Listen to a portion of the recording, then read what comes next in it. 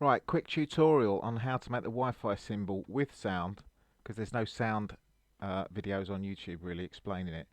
Um, and the guy didn't really. There's a couple that do it, and I had to work it out. So let's get rid of that. Basically, what you do, take the circle tool, you create a circle. Let's get rid of the path for that and just make that a circle. Right. Then what you do is you duplicate that circle, give it another color maybe. Expand it a little bit, and then let's just hold shift and press the color, and we make a stroke. Let's make that stroke small. Let's just do 20 mil. Yeah, and then if I just get rid of the center color, let's just scale it up something like that. Okay. Let's zoom out a little bit, and then shift and black. It's too big. 28.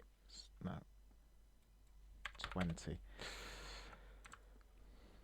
Yeah, so what you do, the key is this button up here. It says when scaling objects, scale the stroke. Well, you don't want to do that. So if you have that unticked, duplicate your stroke circle, grow it to the size that you want, and then as soon as you let go, it will resize the stroke down. So you get it how you want, and it will keep it at that stroke size. Duplicate it again, bring it up, keep it that stroke size. I'm sure there's a better way of resizing the actual circle itself using math up there.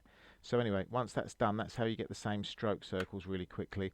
The next bit is you grab the paths tool, or F2, and you click this circle bit, and as you drag it around, took me a while to work it out, but if you pull into the center of the circle, gets rid of that bit, and then you can just do that. You can hold control obviously and snap it to make it neat. Same with that one, you just go around like that, snap in. You need to make sure that this cap, the round cap, to create the round cap on the end of this, yeah, and then just pull into the center of the circle and fill your boots basically, and get your sizings and whatever you want sorted. And that's basically it in English and with audio. You're welcome.